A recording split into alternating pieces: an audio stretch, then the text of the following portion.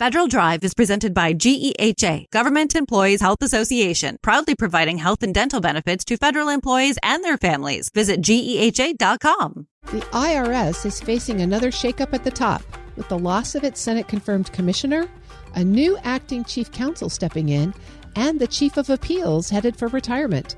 That's on top of a 25% staff reduction and deep budget cuts, all of which raise serious questions about how the agency will handle enforcement, taxpayer services, and policy implementation. Here to explain how this leadership churn may affect taxpayers and the future of tax administration is partner at Fox Rothschild, Matthew Lee. Mr. Lee, thank you for joining me.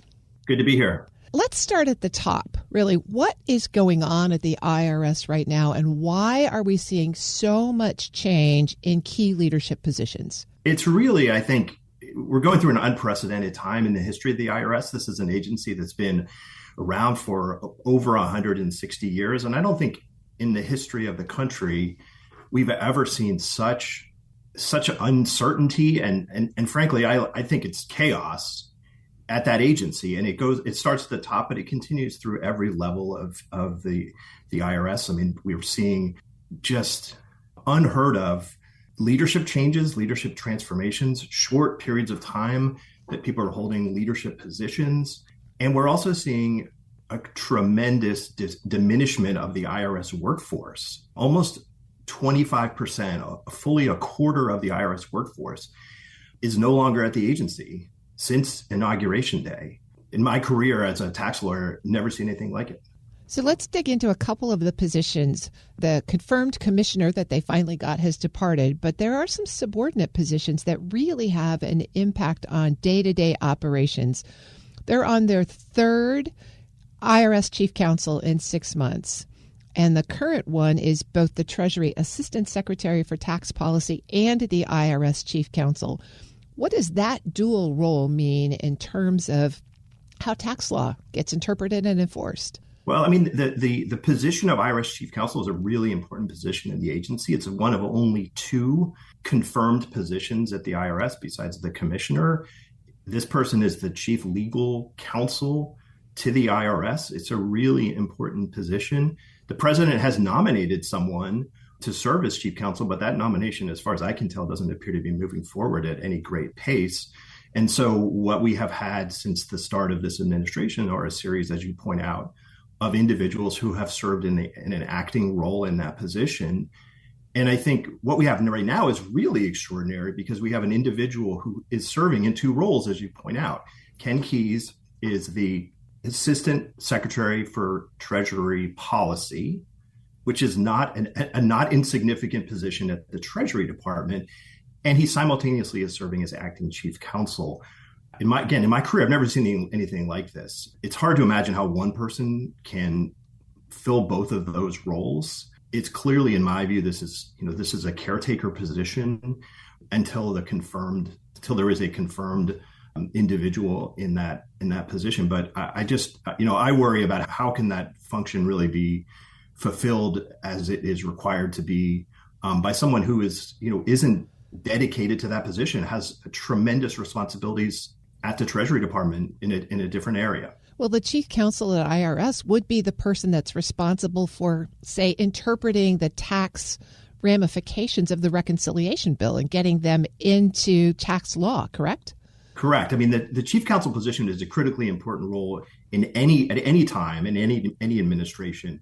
But that role is particularly important now, given, as you point out, we just have, perhaps the largest tax bill in recent history has passed with putting tremendous obligations on the IRS to interpret, to write regulations, to enact.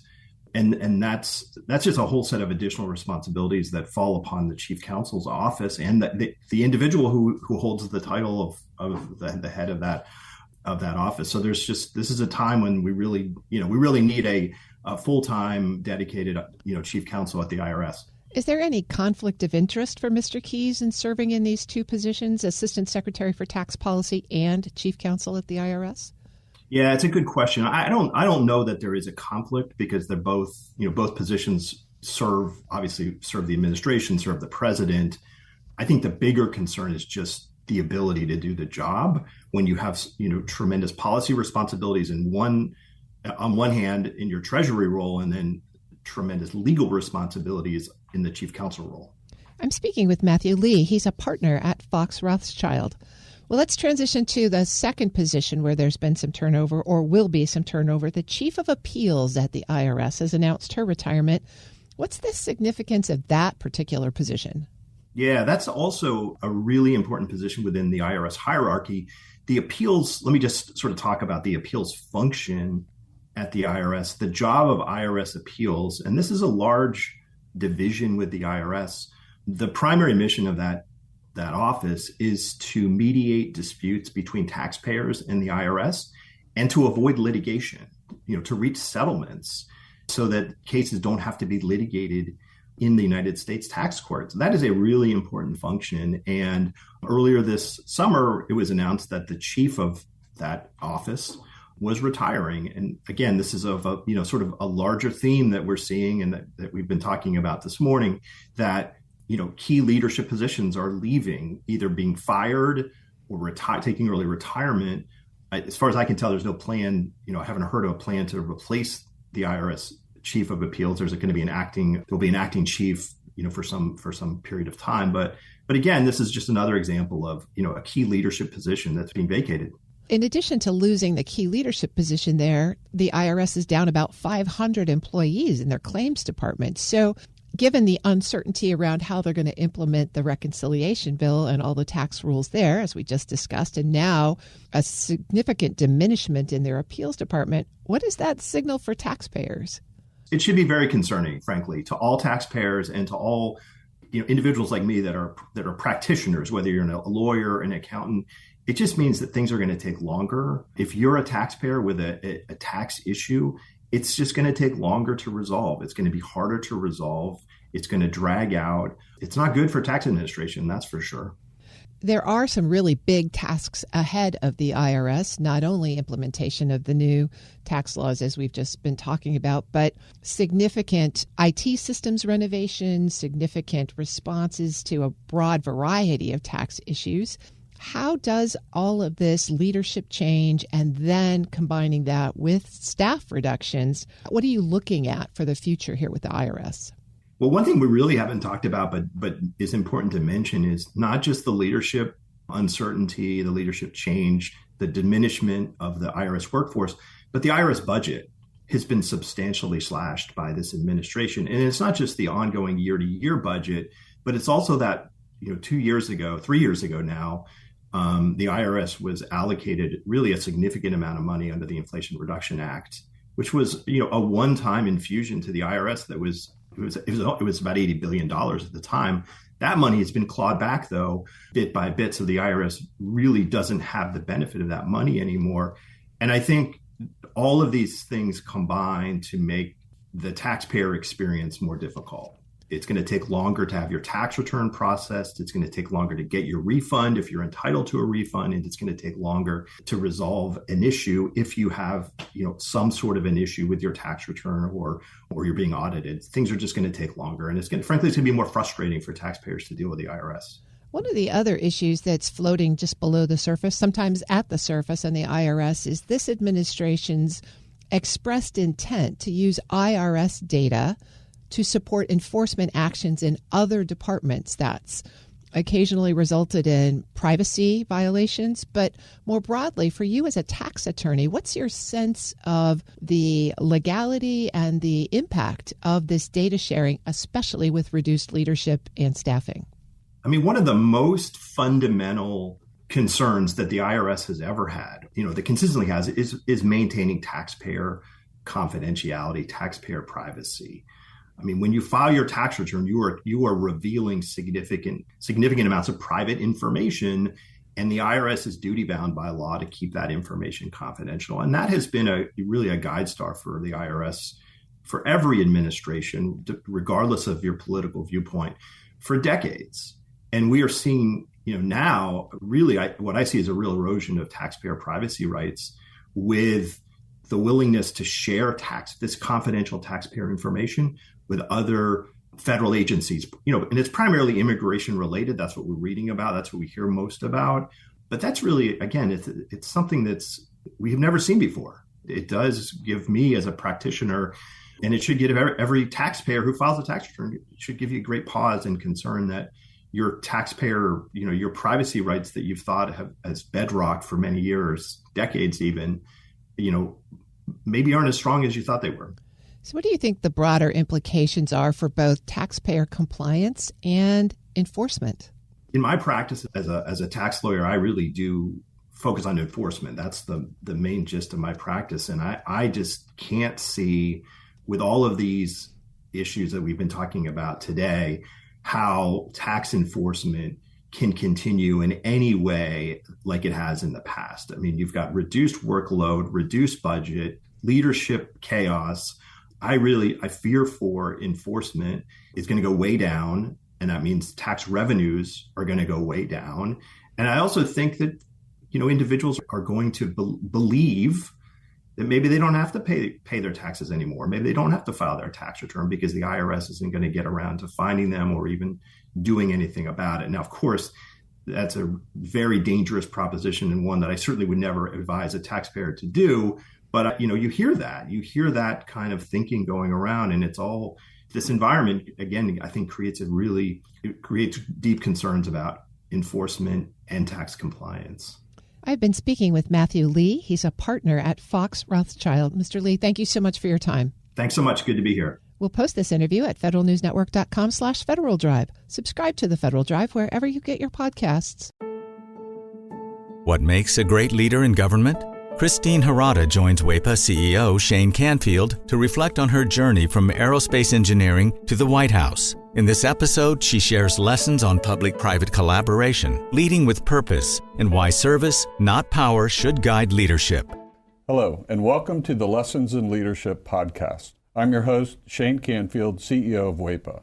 Today, I'm joined by Christine Harada, former senior advisor at the Office of Federal Procurement Policy within the Office of Management and Budget. Ms. Harada, welcome, and thank you for joining me. Thank you so much for having me. You spent portions of your career working in both the public and the private sector. And from your experience, what makes leadership in the federal sector different than the private sector? At the highest level, leadership in the public sector is very fundamentally at its core mission-driven. Right? The work is in the service of the public good, and the goals and the programs are frequently long-term, they're systemic, and they're incredibly complex. And success, isn't necessarily measured by quarterly earnings.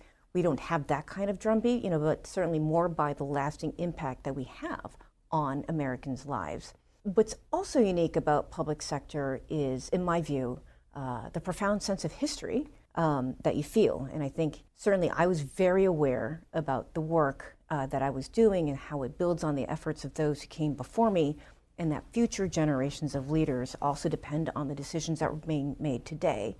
And that, for me, certainly provided a greater weight of responsibility. That's a wonderful answer. And I was in the private sector for much of my career, and now WEPA is a nonprofit, and I really relate to what you said about being mission-driven rather than profit-driven. You've got a long-term view, and always at the core of it is serving others. Yes. Is there a moment that stands out to you from early in your career that influenced your leadership style later on? I started out my career as an aerospace engineer, building satellites and airplanes. And when I first entered the workforce, my organization at the time had 120 people. We were a large company, 120 people, 4 women, and I was the only woman of color. I was also the youngest throughout the entire organization. And so, I remember having an experience when I was doing some engineering work. We had a design review, and I had seen some issues with the flight software that I pointed out. At the time, they're like, maybe it's not really that big of a concern. I was like, but in my heart, I knew that the issue was real and stayed with it. And sure enough, a few weeks later, that topic came up again and we addressed it. Turns out my concern did indeed prove to be valid. And so it's just one of those experiences that really sank into me around ensuring that I am listening to everybody, period, end of story, within the organization, really thinking through about how do we take into consideration opinions from all different spectra. As a third generation Japanese American, right, I was raised to be humble, keep your head down and work hard, etc. But at times, leadership also requires you to speak up, do so politely, with courage, etc. Even though you may be the only voice in your room, but certainly trust your voice. It also really helps shape my belief around diversity. DEI programs right now are viewed in a negative light. We're all mosaics, and they become better because you have those different experiences. And that's really stayed with me throughout the entirety of my career. The diversity issue is a really big one coming from the insurance industry. That's an industry which is working on that. It's really a diversity of viewpoint and perspective and experiences that does influence your business, and more diverse employee bases absolutely helps. Was there a time in your federal career, perhaps when you were at OMB, that you faced what you consider a real challenge, and how did you overcome it? One moment that really stands out in particular was when I was serving as the Federal Chief Sustainability Officer during the Obama administration. We had set, like many administrations, had set some really ambitious goals, very, very, very ambitious goals around how do we think about making the federal government's operations much more sustainable. But the challenge wasn't so much about the scale or the technical capacity of the organization. A lot of it was really centered around the funding. We overcame this largely by being very strategic, helping out with blocking and tackling with the variety of legal issues or legal questions that might have come up, like how do we address this? Certainly in the federal government, you're more often leading through influence as opposed to pure form authority, and that you really need to listen deeply, communicate clearly with folks, building out those coalitions and engaging with your stakeholders. And I know many folks in government speak like that, but that is the truth. As someone who's spent time in both the federal and the private sectors, what makes the relationship between the two sectors important? Certainly, it's an absolutely essential partnership, and I would add on to that, like nonprofits or philanthropic organizations. As I mentioned before, I'm Japanese American, and in Japan there's a symbol for thunder, which looks like 3 arrows pointing around each other in a circular pattern, kind of to represent the swirl, if you will, of clouds. And that's kind of how I view the relationship between the government, the private sector, and the nonprofit sector. The government frequently sets the vision, the policy, the direction, but of course it's the private sector that brings the capital, the innovation, the skill set, the capabilities, et cetera, to be able to execute. Partnering with that, of course, are the nonprofits who may be supporting the surrounding society. Public-private collaboration is not just about contracts or compliance, but it's also about figuring out what's your shared purpose. That's when real transformation can and does actually happen.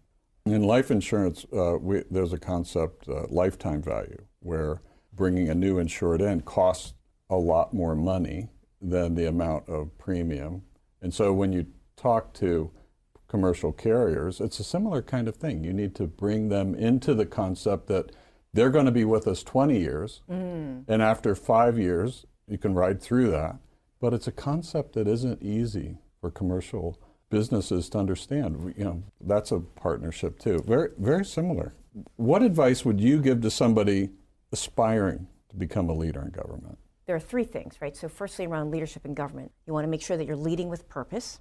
You want to stay grounded in your values, and don't underestimate the power of relationships.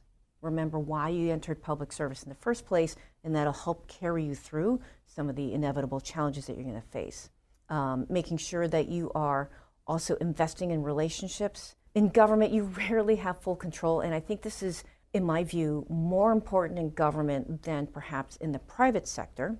You are frequently leading through influence. You are collaborating with very different parties who frequently have very different agendas than you do. And so building that trust, investing in building that trust and planting those seeds earlier and along the way in your career, I think is absolutely critical. And certainly last but not least, I would say, don't feel that you have to have it all figured out on day one. Absolutely stay open to the unexpected. Say yes to the opportunities that stretch you, and know that you can lead from wherever you are. It's not just about position or hierarchy. It's about the impact that you can have. What wonderful advice, especially in today's world, which is a little topsy-turvy. Who is one person, someone you know personally, or perhaps someone well-known, that's impacted your leadership style? The leaders that particularly stand out for me are Colin Powell, a woman named Carla Harris, who was a managing director in investment banking, and then last but not least would be my father. Starting with perhaps the more famous one, Colin Powell. I read his biography, loved his perspectives and the rules of leadership that have been particularly influential for me, right? So get mad, then get over it, share the credit, perpetual optimism, a force multiplier, things of that nature. And hearing his story was certainly very inspirational for me. And so I certainly very much look up to him as a role model. The second person that I mentioned is a woman named Carla Harris. She's an African-American woman, became a managing director at an investment bank in the 80s, at a time when there were not that many women of color in investment banking in New York. And so she's published a book called Her Pearls of Wisdom. It's one of her trademarks. She always wore a pearl necklace, and she has Pearls of Wisdom around how can you be authentic and build relationships to be successful in super challenging environments. And she had a lot of guidance on the importance of finding sponsors and mentors. And certainly last but not least, my father is really my why for I do a lot of the work that I do in the public sector. He started out life like many other, immigrant kids in poverty. He was a strawberry farm laborer.